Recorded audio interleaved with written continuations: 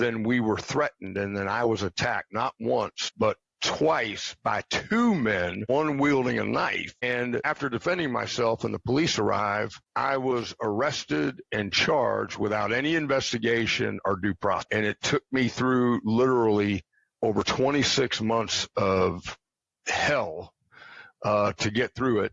And then another 5.5 years to clear my name. And get the whole record sealed, in somewhere between $600,000 and $750,000 in legal fees and costs. That's it in a nutshell. When you read the story, what I realized through this whole thing was you're no longer innocent until proven guilty in this country. You are now presumed guilty.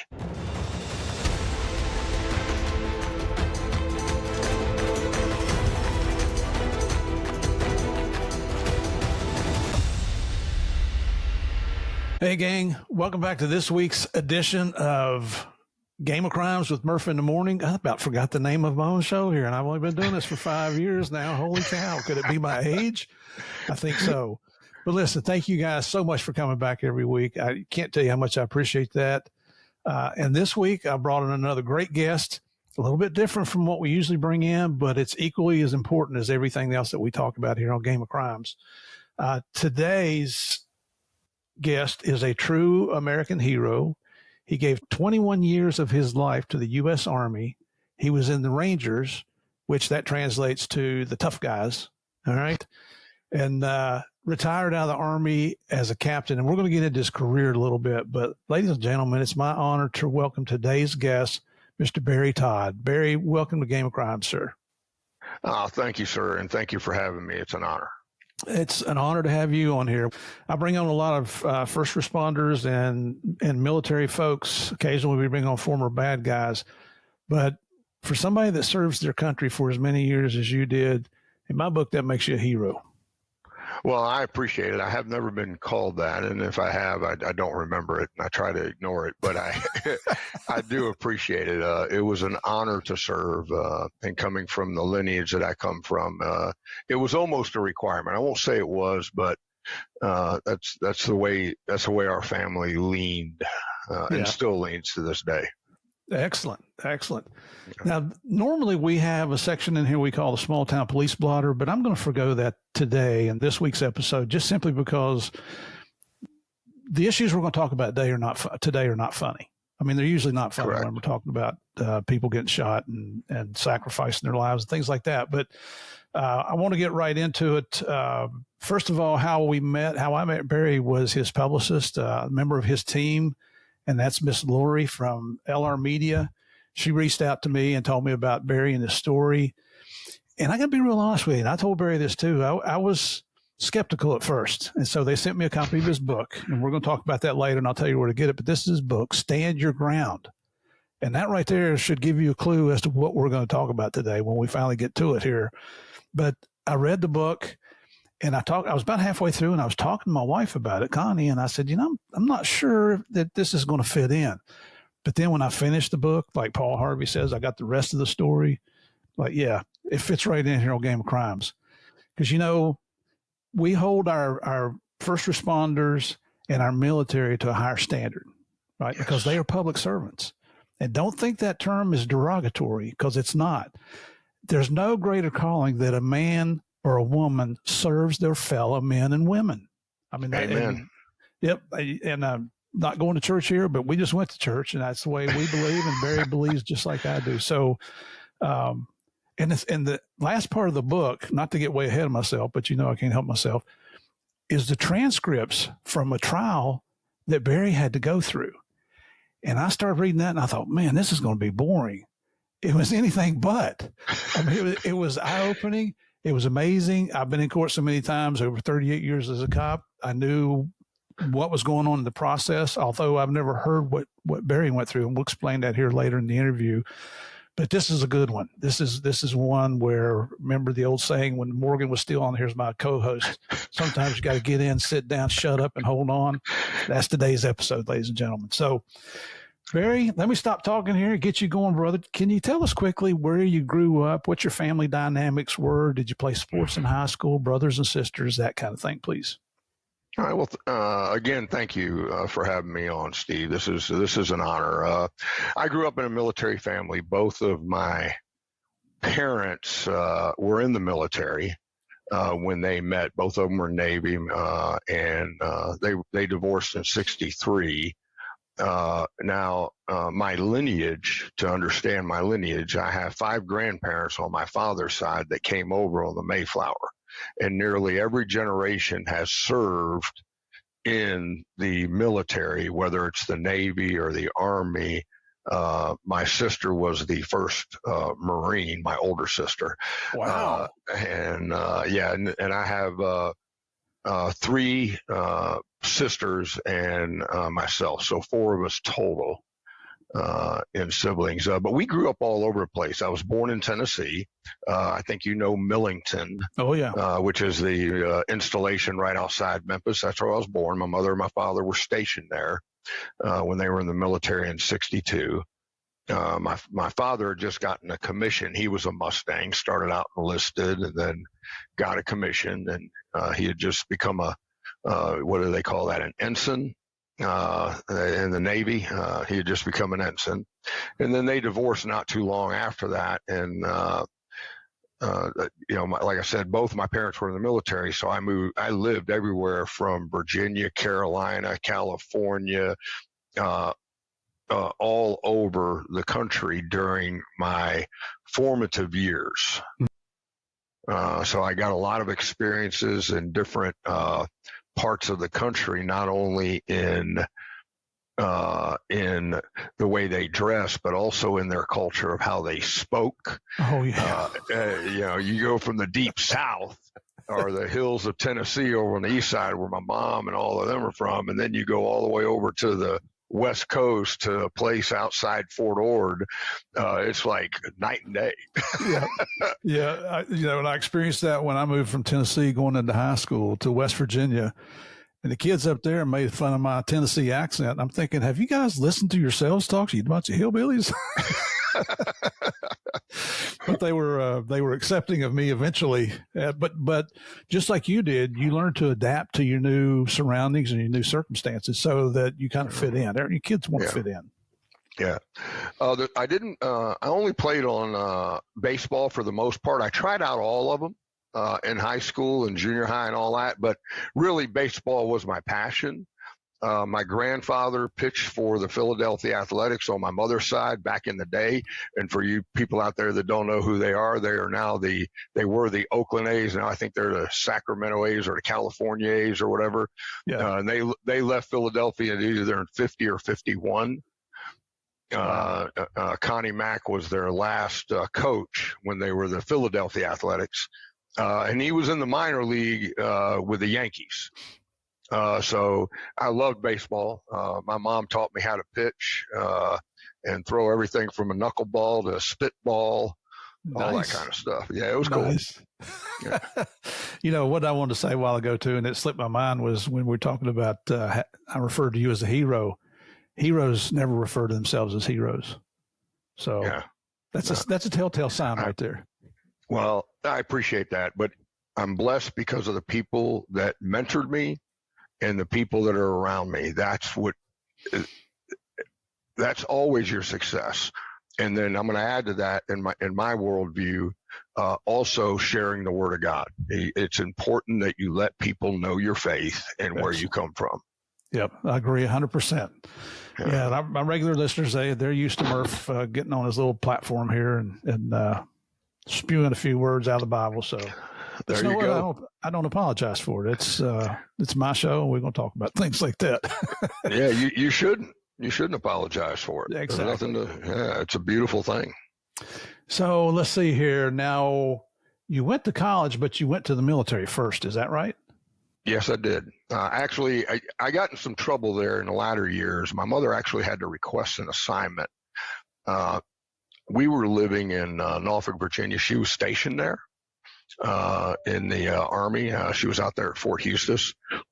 And I was getting in some trouble with some kids. I had to go to court when I was 13 for breaking and entering into a garage and taking some tools and a motorcycle. It was on, that all that kid that 12 and 13. I went to court on my 13th birthday. My mom bought me a brand new suit and had to have a crew cut. Oh, geez. And she put me in that scared straight thing. I don't know if you remember that back in the 70s. Oh yeah, yes, sir. I got to spend about 3 hours in one of them prisons over there outside of Norfolk, and yeah, that was the scariest day of my life. I'll bet. At that time, that was definitely the scariest day of my life, and but then she moved up and got me back out into the country, and we moved to a place called Warrenton, Virginia, which is in Fauquier County. Virginia, and I did all of my high school at a place called Fauquier County High School in Warrenton, Virginia. My mom was stationed at a place called Bent Hill Farm Station. It was a super secret squirrel installation back in the woods for the military back in them days, a small army installation. Yeah. I spent a lot of time in my DEA career in Northern Virginia and Ashburn in that area. Very familiar with Fauquier County. So when you went to the Army, was that the judge telling you to go or mom's telling you to go? No. I had gotten my life straight over those years when my mom got transferred up there. I did struggle with high school. I didn't like sitting in classrooms. I was still, but I worked.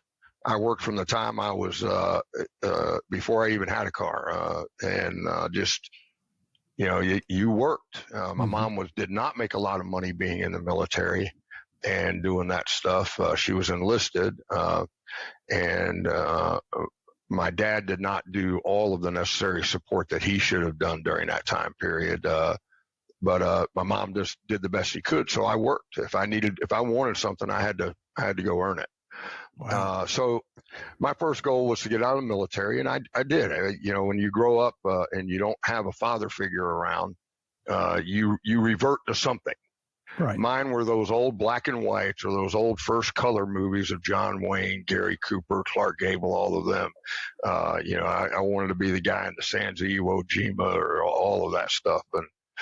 And then when it was at Bent Hill, I met this guy. I can't remember his last name, but his first name was Billy, and he was a dear friend of my mom's and a Vietnam vet. They were having the 4th of July celebration in '78 at Bent Hill, and I had to go with my mom. So I'm 16 years old, and I'm going out here, and I go over to Billy's room. My mom meets him over there. He was living in the senior enlisted quarters. And he was going to be the keynote speaker there that day. Now he's a Medal of Honor winner. Okay. Nice. And we decide we're going to walk to the parade field, and we go walking, and we pass this, I think it was a light colonel. It was either a major or a light colonel. And Billy was just a E8 master sergeant. And he didn't salute the officer. But my mom did.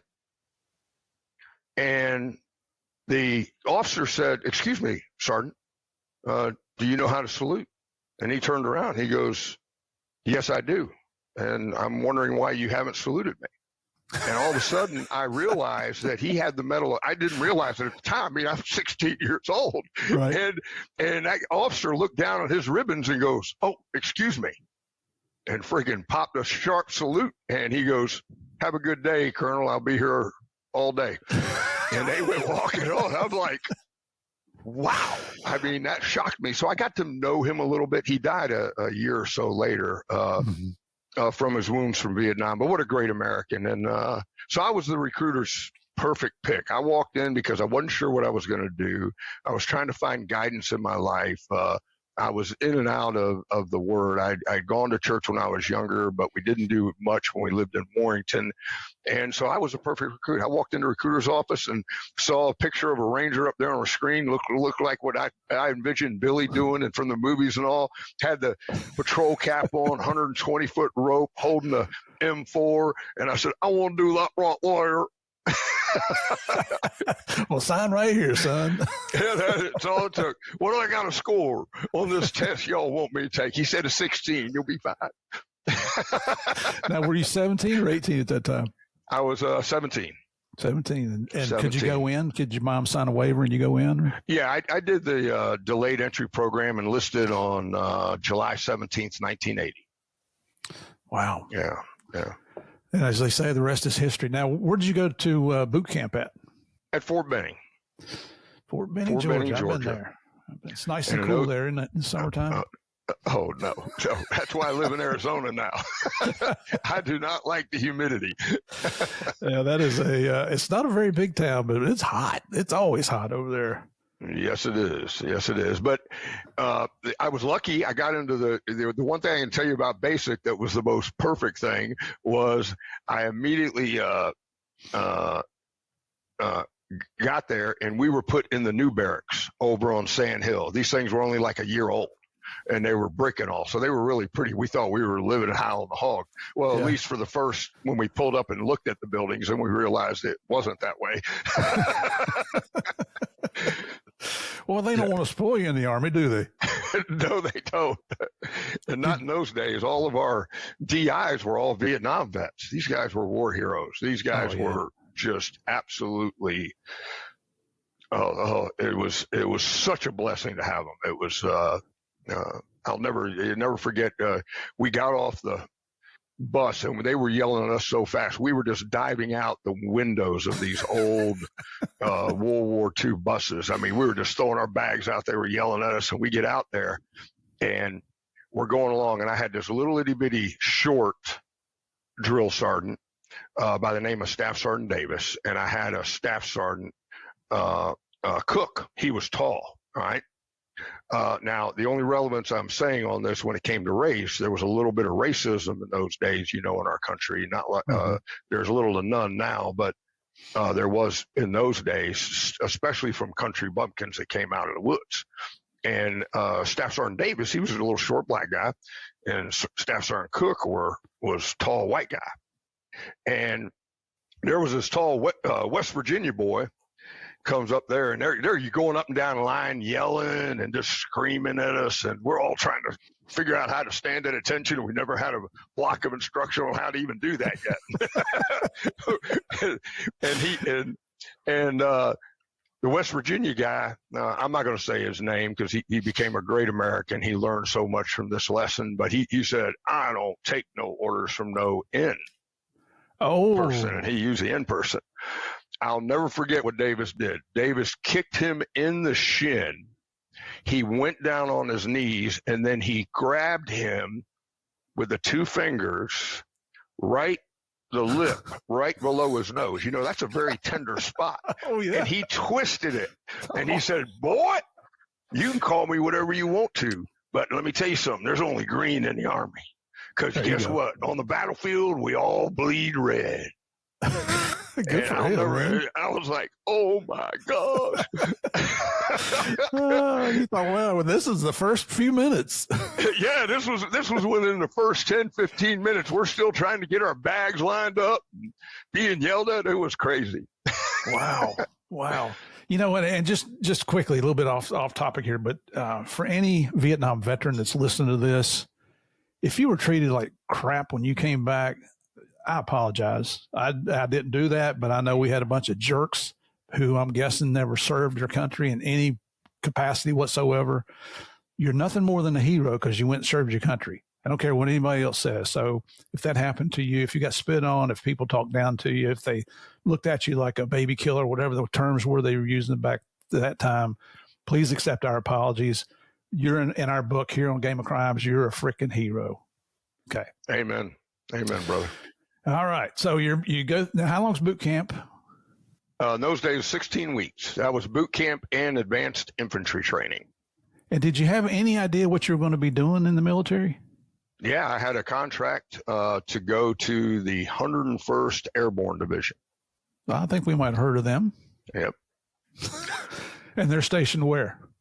They were at Fort Campbell. But then I had this Ranger Sergeant Major about once we got into the infantry training part of it, after we had graduated from basic, and because in those days they did what is called one unit station training, or one station unit training, to where you do basic and advanced schooling for your MOS in the same location. And you have the same drill sergeants, et cetera. So we get in there, and this old crusty sergeant major came in, and he was recruiting. And he wanted volunteers to go into Bravo Company Rangers separate. And so we're feeling all studly and stuff. We're 10, 11 weeks into this. And, next thing you know, I volunteered for that. Hand, what are you doing up in the air? Get down here. And that was probably one of the, next to being saved by Jesus Christ, meeting my wife, and having my wonderful kids, best decision I ever made. Absolutely the best decision I ever made. That's so good to hear. That's so good to hear. Probably, we're supposed to have priorities in life, and the priorities, in my opinion, and I'm pretty sure in Barry's here, is God, family, job. Unfortunately, most of us, like, this idiot here, Murph, it was job, and the family suffered, and my religious life suffered, my Christianity, my belief in God. Thank goodness he's forgiving. So have I still gotten it straightened out? Probably not, but I'm trying to do better. Well, I would challenge you a little bit on that. It should be God, country, family.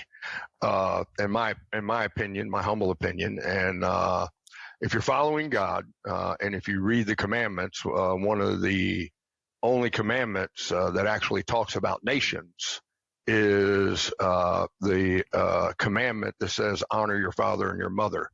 And if you don't, nations will fall. That's so important to understand that. And without a nation, we cannot have the harmonious place we have here in the United States, where we're able to raise our families the way we believe, with the values that have been instilled in us under our Judeo-Christian lifestyle. We would be persecuted just like you see it all the time, just like Charlie Kirk was recently assassinated. He was assassinated because he spoke truth, and people need to start hearing it, and all of us need to start speaking up and talking about it. You and I talked in the pre-interview a little bit, Steve, and we talked about honor. There's another man that displayed honor.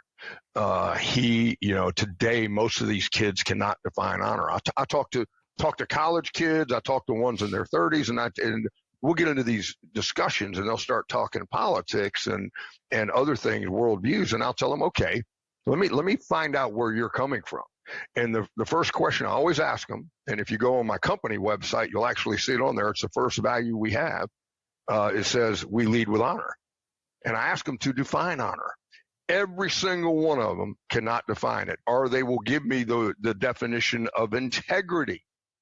They will not give me the definition of honor. And when I correct them and they go, well, what's honor? I said, honor is not doing the right thing when no one's looking. I said, that's easy to do. I said, doing the right thing no matter the cost, that's hard. Yeah. Because that might cost you your life. You think of everybody in the military, men that lay down their lives in combat. Well, what about here at home? Are you willing to give up your career like Pat Tillman did? All right. Are you willing to give up your career like the father of the assassin that just killed Charlie Kirk? All right. Not only did he turn his son in, but he resigned from the police force. I mean, think about that. He did the right thing because he knew that would bring taint on that police force. True. True. We need to start teaching our kids to hold themselves accountable to a standard of honor. Everybody always wants to focus nowadays in school. They teach them the preamble to the Declaration of Independence. Back when you and I went to school, before the Department of Education was created, we had to read the whole damn thing. We had to write papers on it. And then here's what I keep in my desk drawer. You saw me just pull it out. I keep a copy of the Constitution right here, right in front of me. Yeah. Well, I have it all over the walls here and everything. And what people need to memorize, the last sentence. Why did our founding fathers, the 56 that signed the Declaration of Independence, why did they do what they did? Well, they did it because if you read the very last sentence, all right, it talks about their sacred honor. And when I was growing up, my mother made me read a book called The Signers. And it was the lives of the 56 signers of the Declaration of Independence. And 21 of them were theologians. Over a third of them, not only they were hard to capture, but the British took their wives, took their children, put them in prison, tortured them. Some of them died either in prison or after the war from their wounds. And all they had to do was sign a piece of paper saying they recanted signing their signature on the Declaration of Independence, and not one of them did it, because they believed so strongly in our Lord Jesus Christ, and that he had put on their heart to lead this country to a new light, to bring light to a world of darkness. Excellent. That's setting a good standard. It is setting a high bar. That's standing up for what you believe in. Yeah.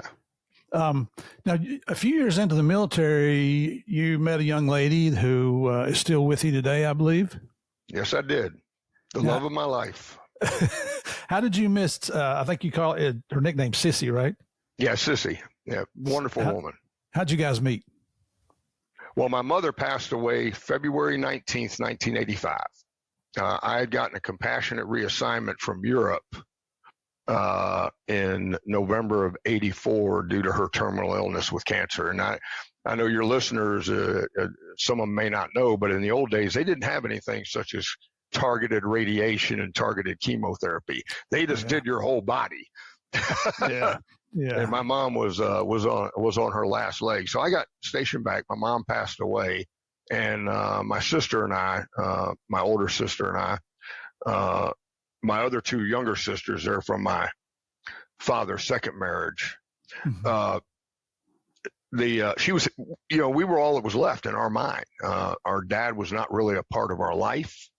And so I would drive from Fort Bragg, which is where they stationed me, which was the closest duty station that I could serve in. That was, not far from my mother. My mother retired out of Fort Lee, Virginia, Petersburg. And so I would drive up to D.C. to see my sister.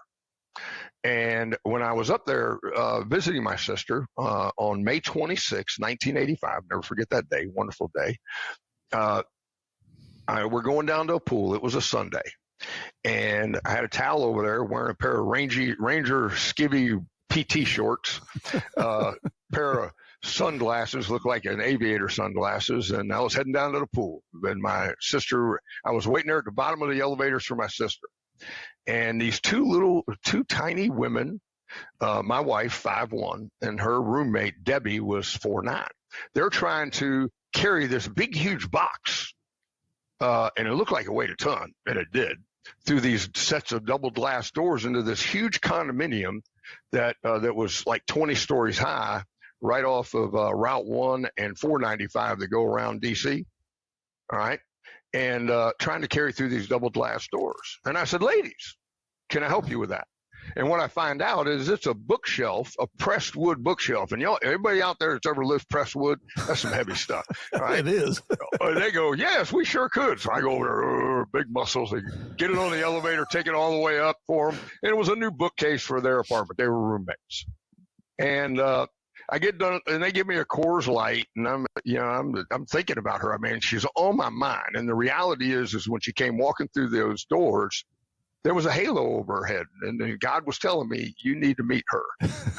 And that's when I tell her. She goes, "Oh, you're so full of it." And I said, well, I've been here 40. We must be married to sisters. I hear that all the time too. and she so I go back up, and I got to get ready to go back to Bragg because it's a Sunday. And it's a good 2-3 hour drive in them days because you had to do 55 miles an hour. And well, that's if you did 55 miles an hour, but you get the point. Yeah, got it. And I'm sitting there, I'm watching, I'll never forget this. She wore a yellow ribbon, and I'm watching those two young lieutenants fighting over meeting this girl. And I'm like, I'm not, I'm going to be in this contest. So I freaking get done getting my stuff on, and I go down and knock on her door and asked her out the next weekend. And we dated over the next 6 weekends. I saw her 5 of those weekends, and I asked her to marry me on July 4th, 1985. We got married on August 24th, 1985, and we've been together ever since. 40 years later. Yep. Congratulations. It's funny because when I tell people, when I do speaking events and tell people that my wife and I have been married 41 years, they always applaud. And I never quite understand that, other than I guess they respect the sanctity of marriage and the fact that, you've made it this far, because this is number 2 for me. My practice wife didn't last too long. Yeah, that's tough. That's tough. Is. It's but see, these young folks today, they think that marriage is this little feeling I'm going to have. No. If you ever read the Bible, and even some other love stories, love is an action word. It's not a feeling. If you really care for someone, then you're going to take action, and to show them that you care for them by the things you do, how you treat them, how you treat their family, your friends, everything. Nice. All right. Not to go too deep into your military career, but just give us the Reader's Digest of everywhere you were stationed in your military career. Oh my gosh. If you can. All right. I was stationed. Yes, I can. Reader's Digest version. I was stationed in Europe, in the DMZ in Korea, Central America, did a lot of missions down there. Most of my time once I was married, I literally only lived in 3 places with my family, even though I was in multiple assignments or multiple positions in those locations. My family was able to stay at those locations. Nice. So yeah, that was good. So while I was married, I was at Bragg. I was in the 82nd. But 4 months later, after I was married, the Army under Reagan was standing up a new division, the 10th Mountain Division. And I was selected by Department of the Army as a non-commissioned officer ranger to go down and start that unit up. So I was getting sent back to Fort Benning, because that's where the brigade that I was assigned to was standing up at. Fort Benning, Georgia. So I got moved to Fort Benning, where I stood up the 10th Mountain Division. I was a scout squad leader there. And then I was selected by Command Sergeant Major Donald Purdy, one of my heroes, one of my great mentors of life, and dear friend of mine today, Vietnam vet, and to be a ranger instructor. So then I went over there, and then I stood up that was the 4th Ranger Training Battalion, and also the 3rd Ranger Company back when I first joined it. And then you already heard I was in Benning before at Bravo Company Rangers when I first came in, which was a separate company and worked independently of the rest of the Army. And then in Europe, I was in an 11-man Pathfinder detachment. Then in the Ranger Department, Ranger School, they decided to add a desert phase. So they started sending me to Dugway, Utah, and I stood up the 7th Ranger Training Battalion out in Dugway Proving Grounds, Utah in the latter 80s. The really cool thing was, when I was an RI at Fort Benning in the 4th Ranger Training Battalion, I actually got to train the DEA, which we found out you were part of. Yep. Which was very cool when they were doing those drug cartel missions down in Central America. We would set up little villages and stuff to train them on. It was really awesome. Yeah, I think that was the Operation Snowcaps, what they called it back then. Yeah. Then after the invasion of Panama, I got a commission to become an officer, and went from sergeant first class to 2nd lieutenant. And then I went to Korea, the DMZ, as I shared earlier. I was there for 19 months. I served up in the DMZ as a platoon leader, and then I was the executive officer, operations officer, and commander of the LURSH unit over there as well for 2ID. And then I came back to Fort Benning again had to get my mech time, as the Army called it as an officer, my mechanized infantry time. And I did a year at that at Fort Benning. And then I got stationed at Fort Campbell. I finally got to Fort Campbell 15 years later. In 95, I get to Fort Campbell, and I commanded 2 units there. This company right here, Charlie Company 3rd and the 327th, and then the Lurch unit, that guide on right up there, their Ranger Company, LERP or Lurch units. Have you ever heard of LERP or Lurch units? I've heard of the LERP units. Yeah, LERP. Well, they changed the name in the 80s to Lurch units. They changed them from Long Range Recon Patrol to Long Range Surveillance units. They were all Ranger units as well. And then, so I commanded that unit. And then after that, I was supposed to go to West Point and teach. Under the Clinton drawdown, they deleted the orders. And I got stuck in an assignment, a remote assignment in Mississippi, training the National Guard in Alabama, Mississippi, and Louisiana, and East Texas as an active duty person. And I came out on a list for major, and I prayed on it, thought on it a long time, because while I was there in Mississippi, I got saved. I started getting my life right with God and realized that God wanted me to go to a different direction. And I said, nope, drop my retirement papers and retire from the military. Wow. Well, now somewhere in that 21 years, you got your college education, didn't you? Mm-hmm. Yes, I did. I got both my undergraduate and my graduate degree. How in the world did you fit that in with everything else you got, traveling around the world and training and trying to keep a family? And good question. Funny story. I had no desire to become an officer because I didn't think I was good at school. All right. And so I get stationed at 10th Mountain. Like I told you earlier, this is the end of 85, beginning of 86. And about 8-9 months into it, I'm coming up for reenlistment. And they're offering this new package where you can go to college for a full quarter or semester, and all you have to do is keep up your qualification and your PT. And it was a reenlistment incentive, and you had to reenlist for a minimum of 4 to 6 years to get it. And I'm like, let me check this out, because I met this officer who was a captain. He was the artillery officer in our battalion. Mm-hmm. Really, really nice guy. And he had 2 master's degrees. All right. But let me tell you something.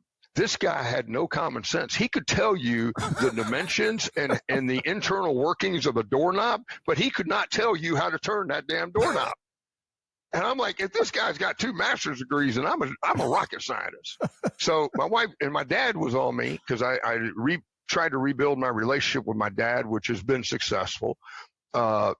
And he was a college graduate. He said, go, try it, do it. And my wife was pushing me to do it. So I went to school, and I was shocked. I'm 24 years old, 25 at the time. What was I tell you? Let's see, 62 was I, 24, 25 at the time. And I walk into the classroom at Chattahoochee Community College, all right, taking my first classes in English and, history, all that stuff. And I walk in there, I got books and paper, I'm ready to go. Military discipline. Nobody else in that entire room was ready for school. All of them were right out of high school. They're just sitting around. They look like they're hungover. I got straight A's through that whole thing. I'm like, this thing ain't that hard. I was just lacking the discipline when I was younger to focus on what was important. Right. And that's when I realized this college thing is not that hard. It's just a question of I was not ready at the time when I was graduating from high school. And so I just carried my books to the field the rest of the time. I always talked to my professors. If the professor wouldn't allow me to miss classes, then I would change schools or not take them.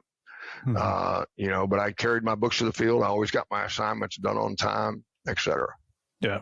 Good for you. I mean, that's seeing a mission and carrying it through. And so you got your, I think you told me you got your undergrad at Troy University, and you got your master's at William Carey University. Is that correct? Yes. Yeah. Good for you, brother. I mean, you never know when the education is going to come later in life to help you out. It's more than a piece of paper. Yeah. And in everybody's journey, God, I call it people's walk with God. We all come to realizations at our own pace. The question is, are you going to be, in anybody you run into, are you going to be a hindrance to that, or are you going to be a mentor to that? And I remember back all the leaders that I had: Purdy, Max Mullins, George Ponder, Ralph Beam, all these brothers in arms. They were all mentors to me, and I try to do the same thing and move that forward, whether it's mentoring young boys in our church or just people that I run into. It's a beautiful thing. Well, so when you came out of the military, and now we're talking, what, 2001, 2002? Mm-hmm. 2001, April 1st. What did you have in, did you have anything in mind? Well, it was sort of a shock to my family when I decided to retire. I mean, it was a real shock because I was the warrior's warrior. Prior to getting saved in 2000, I was the meanest snake you ever want to meet. All right. God was not in my life. All right. It was Army. Yep. And I was a hard father. The lessons were good, but there were times that I should have slowed down more and done a little bit more I love you, and not so much more of the kicking in the butt as an Army Ranger. And that's a lesson I've learned through the years. But with that, I knew I wanted to be a financial advisor, but we didn't have the money to move from this remote assignment on my retirement, buy a house, and start a business as a financial advisor. So I interviewed went to one of those headhunter groups that were real popular in that day. They would set up seminars at these big hotels and all. I went to one of them for officers coming out of the military because, that was during Clinton's drawdown. That was a real big thing because they went from having 12 divisions down to 10 divisions. And so I went to one of these headhunter groups. I interviewed with 14 companies over 2 days and got 9 offers. The only one that had military installations next to them for me to become a financial advisor at First Command, which was the company I wanted to go with, was Yuma, Arizona. My wife's like, oh, this could be a venture. We're going to be west of Mississippi. I always wanted to move outside the Southeast, And she goes, how long will you be? I don't know, 5-6 years. Well, that's 24 years ago, and we're still here. So math wasn't your major. No, not in that case. No. In that company, what's your role? Because your background's military. So what are you doing in this new financial company? There, I was a financial advisor as well. After I did that 1 year with that company that hired me, I stepped off and went to work for First Command as a financial advisor. That company that hired me was called RMH, and they brought me in here to be a GM of a new facility that had about 350 people in it. And I did that literally for 1 year and 2 weeks and then walked out the door. And I gave them my notice and stepped off and took the stock options that I had and used it to front my business in the financial services world with First Command. Who were your primary clients in First Command? At those days, it was 100% military, E6 and above. And I knew the answer to that. I just love it. I love the fact that you're continuing to support your military brothers and sisters in arms. Yeah. And but what I realized once I got in there was I was just a glorified salesman. That's all I was. Yeah. I was just a glorified salesman, selling mutual funds and whole life insurance. And after they gave me 39 clients when I moved into this office out here. And by the time I left, just under 6 years later, I had over 400. Yeah, it's crazy. It's absurd. And they want you to guarantee lifetime service, but then they give you hundreds and hundreds, and it's impossible to do. Right. The math just doesn't add up for you to take care of these people and stay on top of everything. I was going to leave the industry. I was offered a lot of money to go to New York Life because I can sell. I can sell a blind man contacts, but that's not why I became a financial advisor. That's not why I got the degrees I got. That's not why I learned that money is a commodity, and it's to help you identify what your values are and help you accomplish your goals for the reasons that are important to you, nobody else. And New York Life offered me a huge sum of money to leave and come to them. And so I went to my leaders and I said, let's do this. And they said, yeah, let's do it. Because I was their number one advisor internationally in Yuma, Arizona that year. We don't want to lose you. And I said, okay, well, we got to change. That's what I told them. We got to change because this makes no sense. And they said, okay, will you do a beta test and write it for us? And at that time, they were going through a lot of struggles with the Financial Regulatory Authority, FINRA, and the Securities and Exchange Commission for what they called fraudulent sales practices. And they agreed. And so I got a group of clients together and learned what they really wanted. I didn't write the model in some funnel without talking to the clients. The clients are the number one driver in our firm, and we stepped off. Yeah, but then after they got through all that legal stuff, I was still going through the beta test, and then went back with my results, and they said, "Oh yeah, we appreciate you doing this, but we're not going to go there. Oh, and by the way, we're going to cut your pay," even though I had signed a separate agreement that mine would stay at a certain level. And I said, "Well, I'm not accepting that." And then they terminated me without cause. Wow. Yeah, but all the clients that had come into the new world under the beta test all left with me. Oh, there you go. Yeah, so it was a beautiful thing. Yeah, and that resulted in what? It resulted in the national fee-only financial advisory firm that we have now, headquartered in Yuma. We have offices from Virginia to California. And that's the name of your company now is Invicta Financial Group? Yep, Invicta Financial Group. Yep. Just out of curiosity, what's Invicta? What does that mean? That means unconquered. Nice. Yeah. Very good. Latin for unconquered. I love Latin. Latin's a beautiful language. You know, my dad was a Southern Baptist minister, and when he went to seminary, he had to take Latin, and he spoke Latin. And I don't know what he was saying to me. He was probably wondering, what the heck did I do to deserve this kid? Yeah. My mother spoke 5 languages, and she did the same thing. Yeah. She spoke Latin, Spanish, English, Arabic, and Vietnamese. Wow. Yeah. That's impressive. Smart woman. That's very impressive. All right. So your company's doing pretty well. You're successful. Yes. And then we roll around to 2014. And on February 28th, you and your bride and I think some friends went out to have a nice evening together. And let's start talking about that, because that's the reason that you're here. Okay. Well, to put it in a nutshell, just to bring your listeners and viewers up to speed on what happened here. Right. My wife and I were out with some friends. Then we were threatened, and then I was attacked not once, but twice by 2 men, one wielding a knife.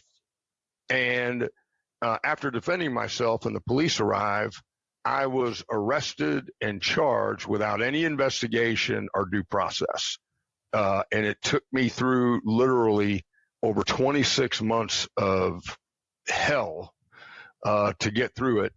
And then another 5.5 years to clear my name and get the whole record sealed in somewhere between $600,000 and $750,000 in legal fees and costs. So that's it in a nutshell. But when you read the story, what I realized through this whole thing was you're no longer innocent until proven guilty in this country. You are now presumed guilty. And anybody that's been in that position where it's been presumed you were guilty, it's absurd. It's absurd. And thank God for a court and a judge that knew and had respect for the law, because the incompetence of the police detective that was on my case and the malicious prosecution of the prosecutor, if they had a judge on their side that did not have that respect for the law, I would have been thrown under the jail. Yeah. Yep. And it's, and I'm going to dig down into it just a little bit. One thing that, and he's giving you an overview, ladies and gentlemen, but we want to talk a little bit more in detail about this. And you got to understand that this was all videotaped. The police officers had access to the videotape and didn't review it before they put Barry in jail. I'm glad you're laughing. I know it's ridiculous the way it happened, but you don't have to be an experienced detective to figure out. Yeah, let's take a look at. I had a prosecutor in Miami tell me one time, and it hurt my feelings. Like, you regular listeners have heard me mention this before. The best evidence that you could have, I always thought, was, hey, I'm an honest cop. I've been a cop my whole life. I've been a cop more years than I've been anything else, including my childhood. But I thought I was the best evidence. And he said, no. The best evidence is video. Second best is audio. Third best is your testimony. And that hurt my feelings, but because I thought I was God's gift to law enforcement, So it's amazing that I retired and law enforcement continues to go on without me, but they do.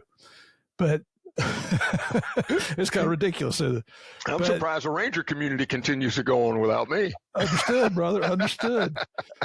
But here's, this is just, we had a pre-call about a week ago, Barry and I did, and we're talking, and I'm thinking, here's an established businessman who's a U.S. Army veteran who's never been charged with, I don't know if you ever had a speeding ticket, but I'm pretty sure you've never been charged with a felony. Nope. So you got a clean record. They know where he lives. They know where he works. He's not a flight risk. There's no reason to charge him immediately when you can conduct your investigation, because right now it's he said, she said, although there's a video, which might help you figure this out, but they didn't bother to look at that video for quite some time. So, and you're very open and transparent in your book where you talk about the words that you exchanged with him because of the things that he was saying to you and what he wanted you to do, which was kind of asinine. And so it sounds like it was just straight out ego, personality, vindictiveness towards you, because I'm assuming I hate to assume anything, I presume that he interpreted your comments as a personal assault on him. Well, we got a thing called the First Amendment. We're allowed to say things. Yeah. Okay. Yeah. Well, at that moment, those words you're talking about, that was a personal assault on him, because what he said to me, and for your listeners, 100% of what is in this book comes from the transcripts, the audio recordings, and the videos. There is nothing in here that is exaggerated at all. The only thing that has been changed is some of the names, because I asked for people to sign waivers for me to use their real name. If they didn't sign a waiver, then I went ahead and changed those names. Right. All right. And then in the transcripts from the preliminary hearing, in the last about 35% of the book, 6 of the 14 chapters have the transcripts from the preliminary hearing. There were some things that were typed, and we corrected those misspellings, but we did not change any of how the people talked, what they said. If they misspoke, those are in there. And we did that on purpose to make sure that everybody understands what's happening here. And that was a personal insult to him, because his incompetence stood out beyond comprehension. And ladies and gentlemen, this is the first night I'm brought in. The police arrive. They don't read me my rights. They handcuff me. They put me in the back of a car, take me down to an interview room. The first thing I do is I start praying. And then I'm sitting there and I'm praying. And the police officer, the detective, after I'm done praying, a few minutes after I'm done praying, he comes in and he wants to know what happened. And at first I didn't want to tell him. And then I decided I would, because I had nothing to hide. I knew I had followed the law. I had my CCW license at that time in about 39 states. I knew the laws of Arizona. It was my home. And so I brought him in and I told him what happened. I love it. You always got both sides in the TV, on TV, where the police say, yeah, tell us the truth and it'll help you. We'll help you. Da, da, da, da. Well, in this case, I told him the truth thinking that, and that wasn't the case. And then after I was done, he came in and he said to me, he goes, sign this document, read this document and sign it. And I said, what is it? He said, it's a charge sheet. And I said, I'm being charged. What am I being charged with? He goes, attempted murder and 2 counts of aggravated assault. I said, I told you it was strictly self-defense. He goes, we have the whole thing on video. I said, great. Have you looked at the video? His exact words to me, folks, were, not yet.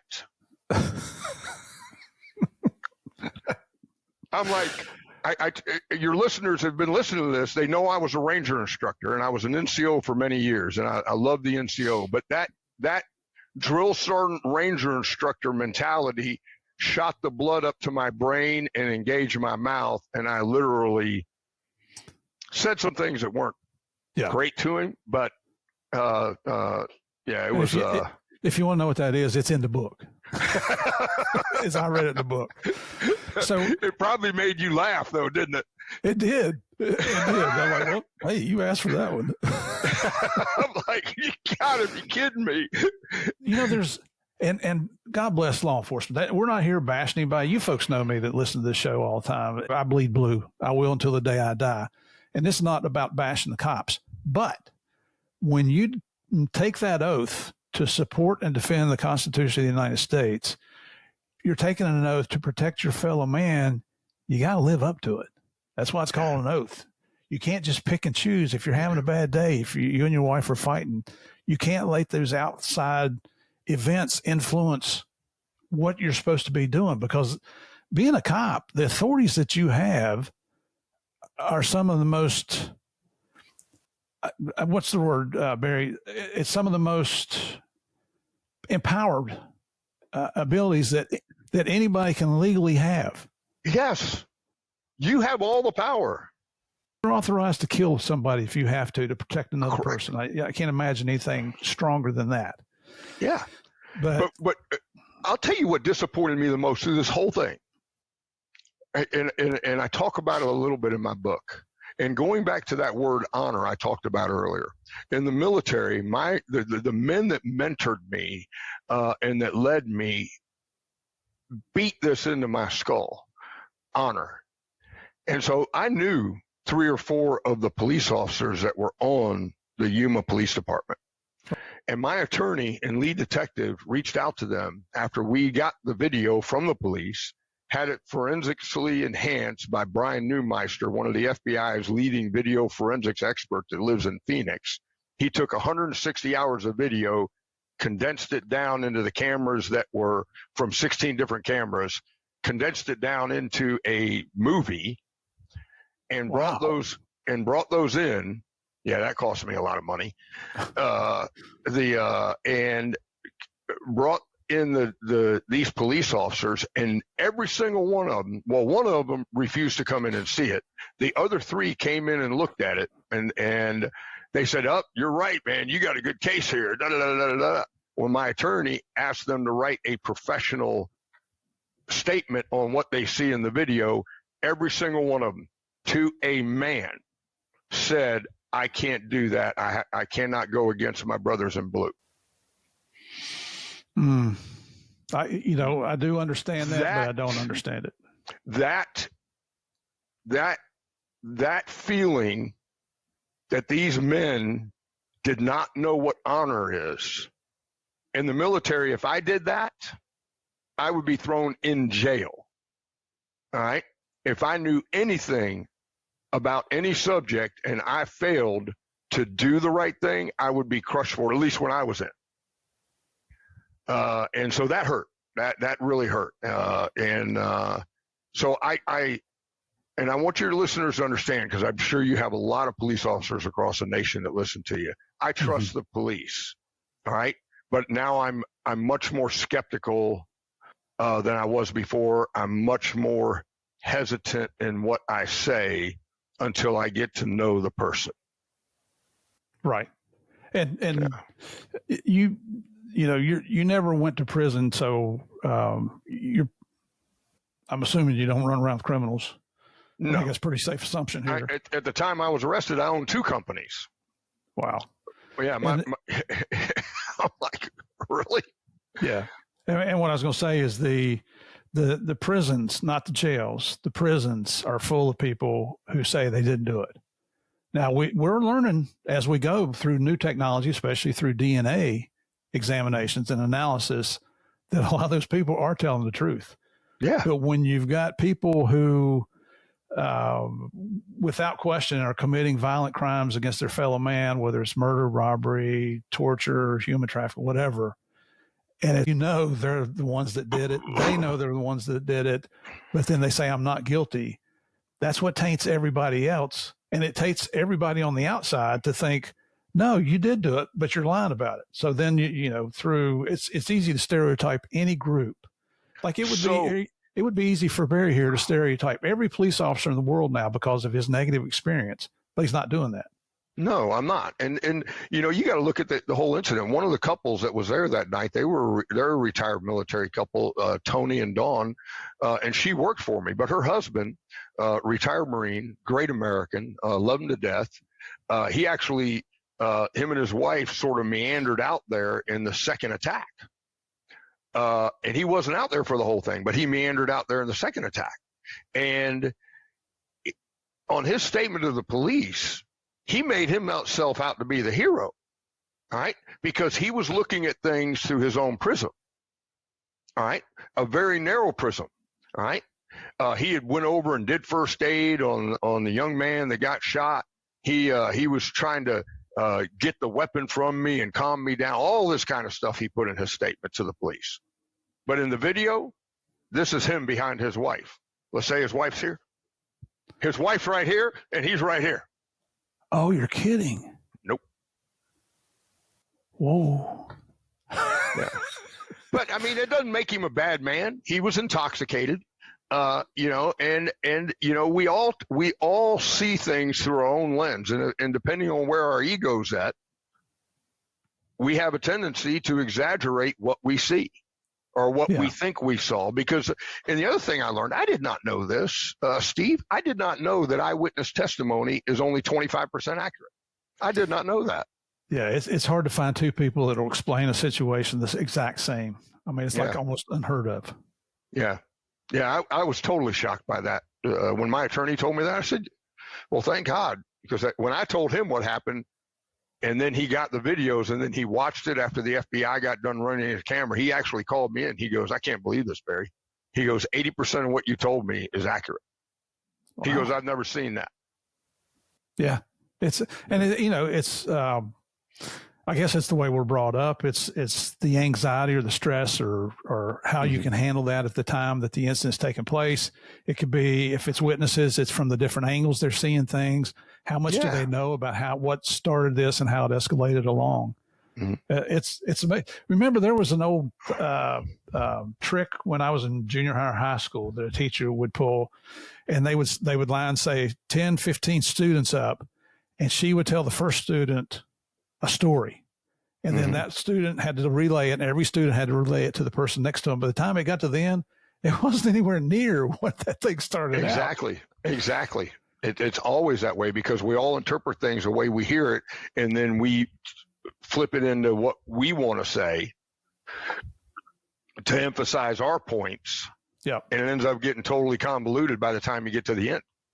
You know, and many times too, I don't think it's people intentionally lying. I think it's just their interpretation, the way they saw it. And you know, after thinking about it, our memories are fleeting.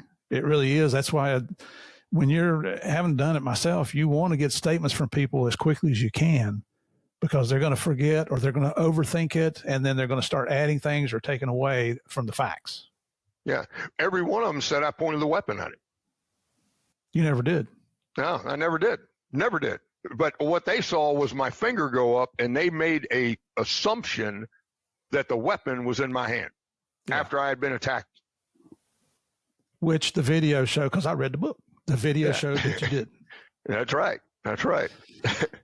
Well, I tell you what, Barry, we've been going a little over an hour now. So what I'd like to do, let's call an end to today's interview. Barry has agreed to come back again for tomorrow's episode. You guys know I always try to divide these up into 2 episodes, so don't want to inundate you with too much information at one time. But we're going to get into more of what actually took place, what he went through. We want to talk about the stand your ground laws in Arizona, as well as you folks know I'm in Florida, and we're kind of famous for our stand your ground laws here. And we'll get into all that and then come back tomorrow. But thank you so much for joining us again. Couldn't do any of this that we do here on Game of Crimes without your support. So in the meantime, God bless. We'll see you tomorrow.